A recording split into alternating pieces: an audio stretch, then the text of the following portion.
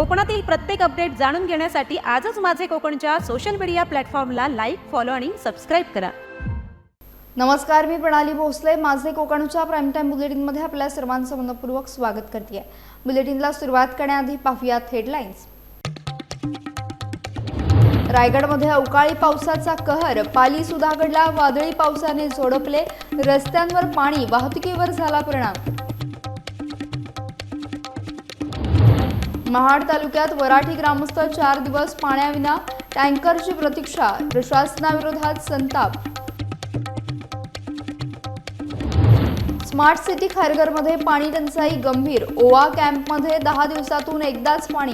पाण्यासाठी नागरिकांच्या लांब रांगा. आणि रायगडला पालकमंत्री कधी मिळणार? डीपीसी स्थापनेसाठी पंडित शेठ पाटील आक्रमक. मुख्यमंत्री फडणवीसांना पाठवले पत्र. पाहुयात सविस्तर वृत्त. रायगड जिल्ह्यात शनिवारी अवकाळी पावसाने जोरदार हजेरी लावत जनजीवन विस्कळीत केले. विशेषतः पाली आणि सुधागड परिसरात तुफानी वादळी वाऱ्यासह मुसळधार पाऊस झाल्याने नागरिकांची मोठी तारांबळ उडाली. दुपारनंतर अचानक वातावरणात बदल झाला आणि विजांच्या कडकडाटासह जोरदार पावसाला सुरुवात झाली. काही वेळातच रस्त्यांवर मोठ्या प्रमाणात पाणी साचल्याने वाहतुकीवर परिणाम झाला. वादळी वाऱ्यामुळे अनेक ठिकाणी झाडे कोसळल्याच्या घटना घडल्या असून काही भागांमध्ये वीज पुरवठाही खंडित झाला. पाली शहरासह सुधागड तालुक्यातील ग्रामीण भागात पावसाचा जोर अधिक असल्याचे दिसून आले. अचानक आलेल्या अवकाळी पावसामुळे बाजारपेठांमध्ये नागरिकांची तारांबळ उडाली, तर शेतकऱ्यांमध्ये चिंतेचं वातावरण निर्माण झालंय. आंबा, काजू आणि भाजीपाला पिकांचे नुकसान होण्याची भीती व्यक्त केली जाते. दरम्यान प्रशासनाकडून नागरिकांना सतर्क राहण्याचे आवाहन करण्यात आले असून कोसळलेली झाडे हटवण्याचं काम युद्धपातळीवर सुरू आहे. रायगड जिल्ह्यातील रोहा शहरासह परिसरात दुपारी 3:30च्या सुमारास अचानक धुळीच्या वादळाने जोरदार हजेरी लावली. अचानक बदललेल्या वातावरणामुळे नागरिकांमध्ये भीतीचे वातावरण निर्माण झाले. या वादळामुळे अनेक ठिकाणी लावण्यात आलेले जाहिरातींचे होल्डिंग उडून गेल्याचे पाहायला मिळाले. काही भागात किरकोळ नुकसानही झाल्याची माहिती समोर येते. धुळीच्या वादळामुळे काही काळ परिसरात धुळा पसरला होता. रस्त्यावरून जाणाऱ्या वाहन चालकांनाही याचा फटका बसला. अचानक आलेल्या वादळामुळे नागरिकांची एकच धावपळ उडाली. दरम्यान नागरिकांनी आवश्यक ती खबरदारी घ्यावी आणि सुरक्षित ठिकाणी थांबावे असे आवाहन करण्यात आले. हवामानातील बदल लक्षात घेता पुढील काही तास सतर्क राहण्याची गरज व्यक्त केली जात आहे.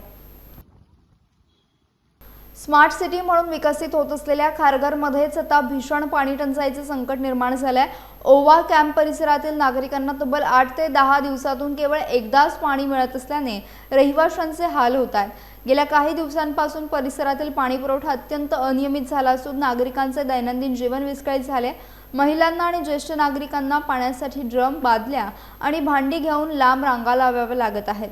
उन्हाळ्याची तीव्रता अधिक वाढत असताना पिण्याच्या पाण्यासह घरगुती वापरासाठीही पाणी अपुरे पडत आहे. अनेक नागरिकांनी खासगी टँकरचा आधार घेतला असला तरी त्यासाठी मोठा आर्थिक भुर्दंड सहन करावा लागतोय. स्थानिक नागरिकांनी प्रशासनाकडे वारंवार तक्रारी करूनही कोणतीही ठोस उपाययोजना करण्यात आलेली नसल्याचा आरोप केला जात आहे. स्मार्ट सिटीच्या घोषणा होत असताना मूलभूत गरज असलेल्या पाण्यासाठी संघर्ष करावा लागत असल्याने प्रशासनाच्या नियोजनावर प्रश्नचिन्ह उपस्थित केले जात आहे.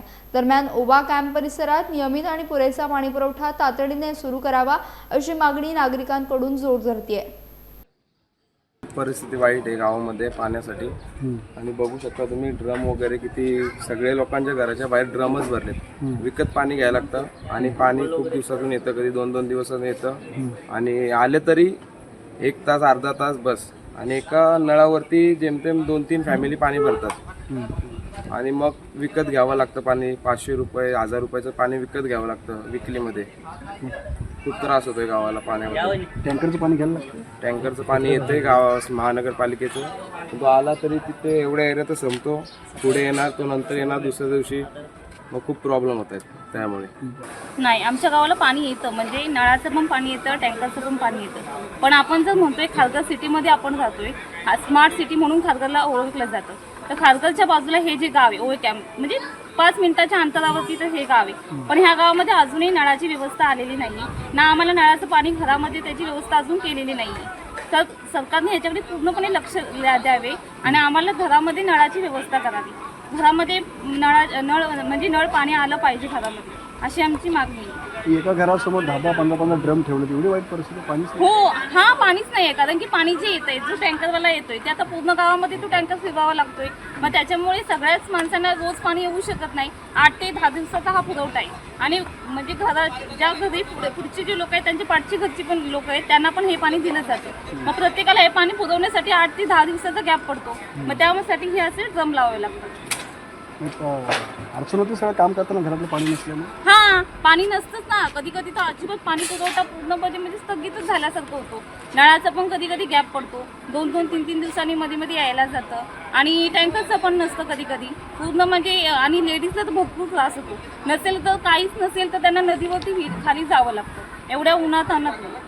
खूप म्हणजे खूप त्रासदायक आहे. तर दुसरं काय नाही, पाणीच नाही, पाण्याचाच इथं पुरवठा नाही. मग दुसरं काय आहे, सगळं आहे. आणि पाणी मिळतं, सगळं आहे, सोय आहे, कमवणार सगळ्यांची.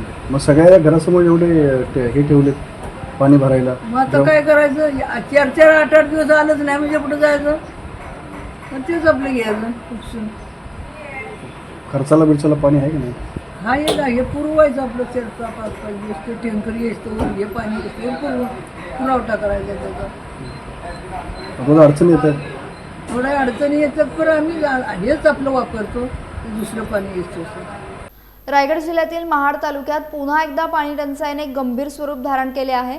एप्रिल अखेरीसच अनेक गावांमध्ये पिण्याच्या पाण्याचा प्रश्न बिकट बनला असून खाडीपट्ट्यातील वराठीसह अनेक वाड्यांमध्ये गेल्या 4 ते 5 दिवसांपासून पाणीच पोहोचले नसल्याचा आरोप ग्रामस्थांनी केला आहे.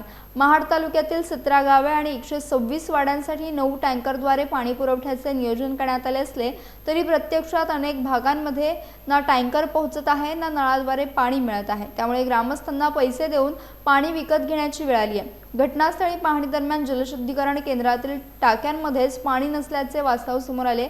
यावेळी अधिकाऱ्यांनी गेल्या काही दिवसात ग्रामस्थांना पाणी पुरवठा होऊ शकला नसल्याचे मान्य केले, मात्र नेमक्या कारणांवर बोलणे टाळले.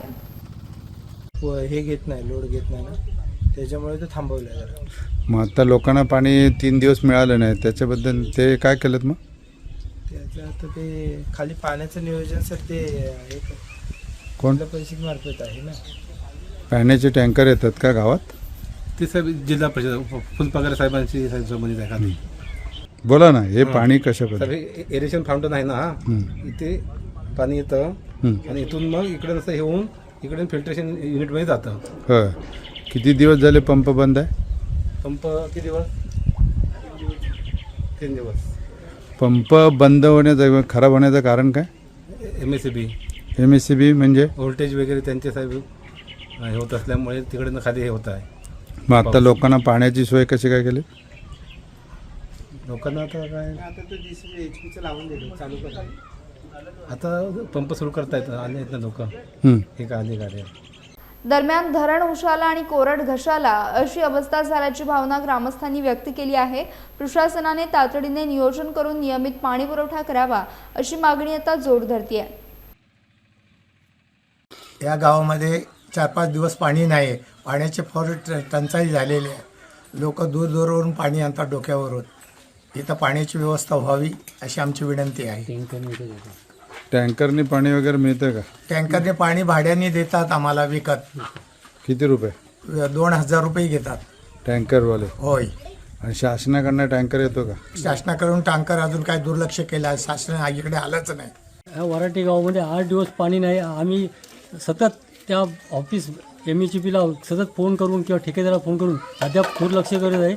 इकडे लक्ष देणं. आम्ही लोक पाणी विकत आणते 500 रुपये ड्रम घेऊन. आम्ही आजसुद्धा आम्ही अधिकाऱ्यांना फोन करून तरी पण दुर्लक्ष करते. पाणी विकत घेतो 500 रुपये ड्रम. कुठून आणणार आम्ही? काय गरीब ज्याचा करता कमवता नाही तर त्यांनी पैशाने कुठून पाणी आणणार?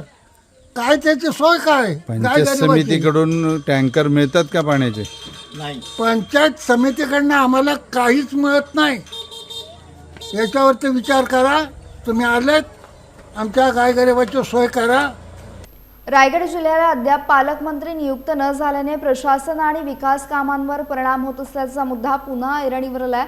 माजी आमदार पंडितश्री पाटील यांनी मुख्यमंत्री देवेंद्र फडणवीस यांना पत्र पाठवत रायगडसाठी तातडीने पूर्णवेळ स्वतंत्र पालकमंत्री नियुक्त करण्याची मागणी केली आहे.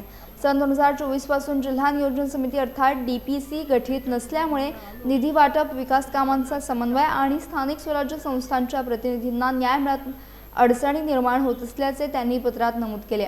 नुकत्याच झालेल्या नगरपरिषद, महानगरपालिका, जिल्हा परिषद आणि पंचायत समिती निवडणुकांमधून निवडून आलेल्या प्रतिनिधींना DPC मध्ये स्थान मिळणे आवश्यक असल्याचेही त्यांनी सांगितले. दरम्यान पालकमंत्री नियुक्तीचा निर्णय होईपर्यंत जिल्हा परिषद अध्यक्षांनाच DPCचे पदसिद्ध अध्यक्ष करण्याबाबत सकारात्मक निर्णय घ्यावा अशी मागणी त्यांनी केली. या मागणीमुळे रायगडच्या राजकीय वर्तुळात पुन्हा चर्चांना उधाण आलंय. पेण तालुक्यातील शिवसेना शिंदे गटात सुरू असलेल्या अंतर्गत गटबाजी आणि मतभेदांमुळे अखेर मोठा निर्णय घेण्यात आला आहे. पेण तालुका शिवसेना शिंदे गटाची संपूर्ण कार्यकारिणी बरखास्त करण्यात आल्याची घोषणा जिल्हा प्रमुख राजाभाई केणी यांनी पेण येथे केली. पेण तालुका पदाधिकाऱ्यांची आढावा बैठक नुकतीच पार पडली. अलिबागचे आमदार महेंद्र शेठ दळवी यांच्या मार्गदर्शनाखाली आणि जिल्हा प्रमुख राजाभाई केणी यांच्या उपस्थितीत ही बैठक घेण्यात आली. बैठकीत पक्षातील गटबाजी, हेवेदावे आणि संघटनात्मक अडचणींवर चर्चा करण्यात आली. त्यानंतर पक्ष संघटना अधिक मजबूत करण्यासाठी कार्यकारिणी बरखास्त करण्याचा निर्णय जाहीर करण्यात आला. यावेळी राजाभाई केणी यांनी पक्षासाठी प्रामाणिकपणे काम करणाऱ्या कार्यकर्त्यांनाच आगामी काळात जबाबदारी दिली जाईल असे स्पष्ट केले. या निर्णयामुळे पेण तालुक्यातील शिवसेना शिंदे गटाच्या राजकारणात मोठी खळबळ उडाली असून आता नव्या पदाधिकाऱ्यांची निवड कशी होते याकडे सर्वांचं लक्ष लागलं आहे. आज पक्षाच्या वरिष्ठ नेत्यांच्या मार्गदर्शनाखाली जिल्ह्यामध्ये पक्ष संघटना वाढण्यासाठी, तळागाळामध्ये शिवसेना वाढवण्यासाठी ज्या पक्षाचे नेते ज्यांनी आम्हाला आदेश दिला आहे तो आदेश आम्ही खाली फॉलो करण्यासाठी आजची आढावा बैठक घेतली होती. आणि पेण तालुक्याची आढावा बैठकीमध्ये जो पक्षाच्या नेते मंडळींनी आदेश दिला की संघटना वाढीसाठी ज्या पक्षामध्ये असणारी गडबाजी किंवा कुठे असणारे हेवेदावे हे संपुष्टात यावे यासाठी आज पेण तालुका शिवसेना कार्यकारिणी बरखास्त करण्यात आलेली आहे. आणि 15 दिवसानंतर पुन्हा नव्याने या तालुक्याला शिवसेना कार्यकारिणी देण्यात येईल. आणि पक्ष वाढवण्यासाठी आणि पक्ष वाढवेल अशाच लोकांना आम्ही पदावर घेतलं जाईल. आणि तो पक्षाची प्रामाणिकपणे आणि निष्ठेने असणाऱ्याच कार्यकर्त्याला पदावर घेतलं जाईल. कारण काही ठिकाणी असं झाले की पक्षात राहून विरोधी पक्षाला मदत करण्यासाठी काही ठिकाणी प्रयत्न होत आहे. तसाच प्रयत्न या पेण तालुक्यामध्ये सुद्धा संघटनेमध्ये झालेला आहे आणि चालू होतं. त्यामुळेच पक्ष संघटनेला कुठेही बाधा येऊ नये किंवा पक्ष संघटनेला धोका पोचू नये यासाठीच आजची पेण तालुका कार्यकारिणी आम्ही बरखास्त केलेली आहे. सिंधुदुर्गच्या राजकारणात पुन्हा एकदा आरोप प्रत्यारोपांना जोर चढलाय. शिवसेना ठाकरे गटाचे जिल्हा प्रमुख आणि माजी आमदार वैभव नाईक यांनी शिवसेनेचे आमदार निलेश राणे यांच्यावर जोरदार पलटवार करत थेट आव्हान दिलंय. लॉरेन्स मान्यकर हिंदू विरोधी असतील तर आमदार निलेश राणेंनी आपल्या वडिलांना सांगून त्यांची भाजपमधून हकालपट्टी करून दाखवावी असे वक्तव्य वैभव नाईक यांनी केले. या विधानांमुळे सिंधुदुर्गातील राजकीय वातावरण पुन्हा तापले असून ठाकरे गट आणि शिंदे गटातील संघर्ष अधिक तीव्र होण्याची चिन्हे दिसत आहेत. दरम्यान वैभव नाईक यांनी केलेल्या आरोपांना आमदार निलेश राणे काय प्रत्युत्तर देणार याकडे आता संपूर्ण जिल्ह्याचं लक्ष लागलंय. काल नितेश राणेंनी माझ्यावर टीका केली होती. काल काही पत्रकार माझ्याकडे आले होते आणि त्या टीकेला उत्तर मागत होते. परंतु मी म्हटलं की 1-2 दिवस थांबूया, कारण निलेश राणे जे टीका करतायत ते त्यांच्या टीकेवर ठाम नसतात. त्यामुळे मानेकरांवर टीका केली ते आज काय बदलतात हे मी पाहत होतो. मातू मानेकर हे भारतीय जनता पार्टीचे कार्यकर्ते आहेत. लोकसभा आणि विधानसभा निवडणुकीमध्ये त्यांनी जसं विजय केंद्रवडेकरांनी निलेश राणेंबरोबर काम केलं होतं तसंच मातू मानेकरांनी निलेश राणेंबरोबर काम केल्याचे फोटो पुरावे माझ्याकडे या मोबाईलमध्ये आहेत. आणि त्यामुळे आपल्या पक्षाच्या आज जरी ते तुमच्या पक्षात नसले तरी ते तुमच्या वडिलांच्याच पक्षात आहेत. माननीय नारायण राणेंच्या भारतीय जनता पार्टीमध्ये ते या जिल्ह्यामध्ये पदाधिकारी आहेत. तुम्ही सांगून त्यांना जर भारतीय जनता पार्टी म्हणून त्यांची हकालपट्टी करा, म्हणजे लोकांना कळेल की मातू मानेकर हे हिंदू धर्मविरोधी आहेत. त्याचबरोबर आपण बघितलं असाल की निवडणुकीत ह्या लोकांच्या सगळ्यांचा वापर केला आणि आज कालच्या व्हिडिओमध्ये आम्ही बघितलं होतं की त्यांच्यावर ठेकेदारीमुळे त्यांचे आरोप केले होते. ठेकेदारीमुळे त्या म्हाताऱ्याला घरी बसवावं असं सांगितलं होतं आणि आज मात्र तुम्ही सांगताय की जातीवादी असल्यामुळे मी त्यांना घरी बसवा म्हणून सांगितलं आहे. खरं तर तुम्ही जे आरोप करताय, तुम्ही जे त्यांना घरी बसवा म्हणून सांगत होता, जेव्हा धमकी देत होता, त्या धमकीमध्ये फक्त आणि फक्त ठेकेदारीवरनं ते आरोप होते. खरं तर आपण बघितलं असाल की छत्रपती शिवाजी महाराजांचा जे स्मारक होतं ते कोसळलं आणि कोसळल्यानंतर मी आंदोलन केलं आणि म्हणूनच पुन्हा एकदा पुतळा, चांगला पुतळा त्या ठिकाणी बसवावा लागला. आणि त्यावेळी सुद्धा तुम्ही आरोप केले होते माझ्याबरोबर, परंतु त्या आरोपात कुठलंही तथ्य नव्हतं. आणि जर रवींद्र चव्हाणांनी जर निष्क्रिय पालकमंत्री असतील, माझ्यावर चौकशी केली नसली, तर आता तुमचेच भाऊ पालकमंत्री आहेत, तुमच्याच पक्षाचे नेते गृहमंत्री आहेत, तुमच्या मित्रपक्षाचे, आणि त्यामुळे पुन्हा चौकशी करा. ती तुमच्यात हिंमत नाही, फक्त आरोप करायचे आणि दुसरीकडे विषय भरपडायचा, असा हा विषय आहे. खरं तर मी रवींद्र चव्हाणांना भेटतो, उदय सामंतांना भेटतो, माननीय मुख्यमंत्र्यांना सुद्धा भेटतो. मी जिल्ह्यातील अनेक भारतीय जनता पार्टी आणि शिंदे शिवसेनेचे अनेक नेते, कार्यकर्ते यांच्या हे माझ्या संपर्कात असतात, मी त्यांच्या संपर्कात असतो. परंतु माझ्या पक्षाची भूमिका आणि माझी भूमिका ही माझी ठाम असते, हे लोकांनी बघितलेलं आहे. परंतु मी भेटतो ते तुम्हाला का पोटात दुखतंय? आपल्याला माहिती असेल की आपण उद्धवजींना भेटायचं असेल तर माझी काही गरज नाही, तुम्ही उद्धवजींना भेटा. त्यांचे पी आहेत, त्यांच्याकडनं मी पाहिजे तर त्यांच्याशी संपर्क साधून तुमची भेट घालून देईल आणि त्यांना भेटा आणि त्यांना सांगा वस्तुस्थिती काय असेल ती. परंतु मी भेटतो म्हणून तुमच्या पोटात दुखण्याचं काही कारण नाही आहे. याचा बुलेटिनमध्ये वेळ झाली. इथेच थांबण्याची भेटूयात नवीन बुलेटिनसह. तोपर्यंत तुम्ही कुठेही जाऊ नका. पाहत राहा फक्त माझे कोकण.